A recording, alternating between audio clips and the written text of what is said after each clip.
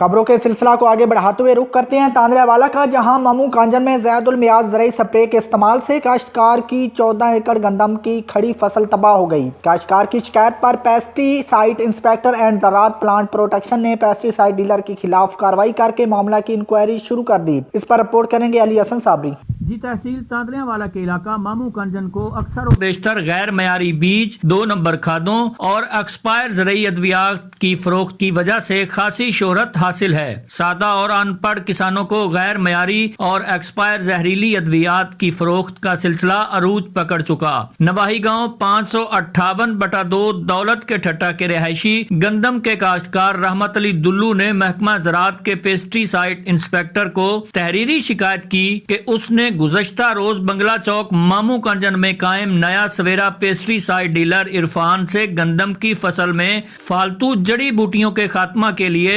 संजंटा company की ज़रई spray ब्रोमोक्सिन और axle spray खरीदी, जिसके इस्तेमाल से जड़ी बूटियों की बजाय गंदम की फसल झुलस कर पीली हो गई। इस तरह उसकी 14 एकड़ पर खड़ी मालियत 14 लाख की फसल गंदम तबाह हो गई।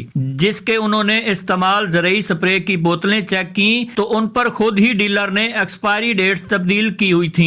शायद इसी वजह से उसकी फसल तबाह हुई है। ये फिर वो कंपनी की असल ज़रई स्प्रे की बजाय कंपनी की बोतलों में नकली स्प्रे भरी हुई थी। लिहाजा महकमा ज़राअत मज़कूरा डीलर के खिलाफ नाकिस ज़रई स्प्रे देकर उसकी फसल गंदम तबाह करने की कार्रवाई करते हुए उसके नुकसान का अजाला किया जाए। जी ਤੁਹਾਡੇ ਵਾਲ ਸਾਹਿਬ ਆ? ਹਾਂਜੀ। ਅੱਛਾ, ਤੁਸੀਂ ਸਪਰੇਅ ਲੈ ਗਏ ਆ? ਸਪਰੇਅ ਲੈ ਗਿਆ ਕਿੱਥੋਂ? 22 ਤਰੀਕ ਨੂੰ ਨਵੇਂ ਸਵੇਰਿਆਂ ਦੇ ਕੋਲ।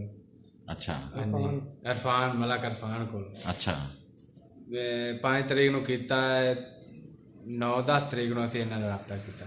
ਇਹਨਾਂ ਨੇ ਆਖਿਆ ਤੁਹਾਡਾ ਸਪਰੇਅ ਜਿਹੜਾ ਨਾ ਉੱਤੇ ਬੋਤਲਾਂ ਮਿਟਾਈ ਹੋਈਆਂ ਤਰੀਕਾ ਮਿਟਾਈ। ਇਹਨਾਂ ਦਾ ਕੋਈ ਨਹੀਂ ਰੋਲਾ, ਇਹ ਸਹੀ ਸਪਰੇਅ ਤੁਹਾਡੀ ਕਰਾਂ ਨਹੀਂ ਗਲਤੀ ਹੈ।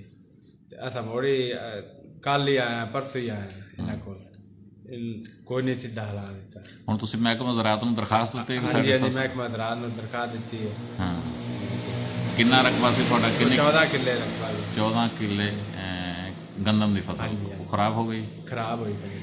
ਜਿਹੜੀਆਂ ਬੋਤਲਾਂ ਉਹਨਾਂ ਦੇ ਉੱਤੇ ਬੋਤਲਾਂ ਪਈਆਂ ਸਾਡੇ ਕੋਲ, ਉਹਨਾਂ ਦੇ ਉੱਤੇ ਕੋਈ ਨਹੀਂ ਤਰੀਕ ਵਗੈਰਾ ਕੁਛ ਨਹੀਂ, ਸਾਰੀ ਮਿੱਟੀ ਹੈ, ਮਟਾਈ ਹੈ। ਹਾਂਜੀ, ਮਿਟਾਈ ਹੱਥ ਨਾਲ ਮਿੱਟੀ ਹੋਈ, ਪਤਾ ਨਹੀਂ ਕਿਸ ਚੀਜ਼ ਨਾਲ ਮਿਟਾਈ।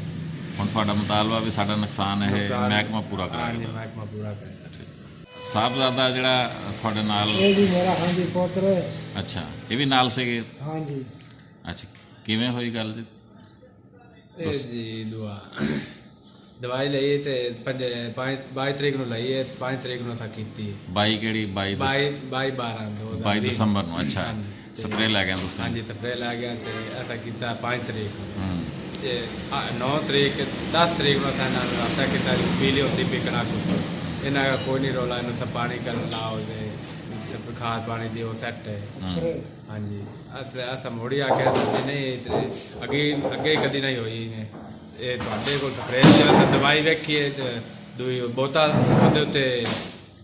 ਮਤਲਬ ਸਾਹਿਬ ਕੀ ਮਸਲਾ ਹੋਇਆ ਤੁਹਾਡਾ? ਤੁਸੀਂ ਦਰਖਾਸਤ ਦਿੱਤੀ? ਅਸੀਂ ਜੀ ਦਰਖਾਸਤ ਦਿੱਤੀ ਕਿ ਅਸੀਂ ਸਪਰੇਅ ਲੈ ਗਏ ਹਾਂ। ਸਪਰੇਅ ਨਵੇਂ ਸਵੇਰੇ ਤੇ ਸਾਡੀ ਫਸਲ ਜਿਹੜੀ ਨਾ 22 ਤਰੀਕ ਨੂੰ ਅਸੀਂ ਲੈ ਗਏ ਹਾਂ। ਸਾਡੀ ਫਸਲ ਜਿਹੜੀ ਹੈ ਨਾ ਉਹ ਖਰਾਬ ਹੋ ਗਈ। ਅਸੀਂ ਇਹਨਾਂ ਨਾਲ ਗੱਲਬਾਤ ਕੀਤੀ, ਇਹਨਾਂ ਆਖਿਆ ਕੋਈ ਗੱਲ ਨਹੀਂ ਤੇ ਕੋਈ ਨਹੀਂ ਹੋਈ, ਫਲਾਣ ਢੀਂਗ ਹੋਰਾ ਫਲਾਣ। ਕਿੰਨੇ ਏਕੜ ਰਕਬਾ ਸੀ ਤੁਹਾਡਾ? 14 ਏਕੜ ਤੇ ਅਸਾਂ ਕੀਤੀ ਹੈ। ਹਾਂ, 5 ਤਰੀਕ ਨੂੰ। ਕਿਹੜੇ ਪਿੰਡ ਦੇ ਤੁਸੀਂ ਆਏ ਹੈ? ਕਿਹੜੇ ਪਿੰਡ ਦੇ ਹੈ ਤੁਸੀਂ? ਅਸੀਂ 558 ਦੂਸਰੀ ਆਬਾਦੀ 558। ਇਹ ਨਿਆ ਸਵੇਰਾ ਦੀ ਕਿਹੜੀ ਦੁਕਾਨ ਹੈਗੀ? ਕਿੱਥੋਂ ਤੁਸੀਂ ਲਈ? ਮਾਮੂ ਕਾਂਜਨ ਤੋਂ ਜਾਂ ਹੋਰ ਕਿਸੇ ਸ਼ਹਿਰ ਤੋਂ? ਅਸੀਂ ਬੰਗਲਾ ਚੌਕ ਤੋਂ ਲਈ। ਬੰਗਲਾ ਚੌਕ ਮਾਮੂ ਕਾਂਜਨ ਤੋਂ? ਅੱਛਾ, ਹਾਂਜੀ। ਉਹ ਠੀਕ।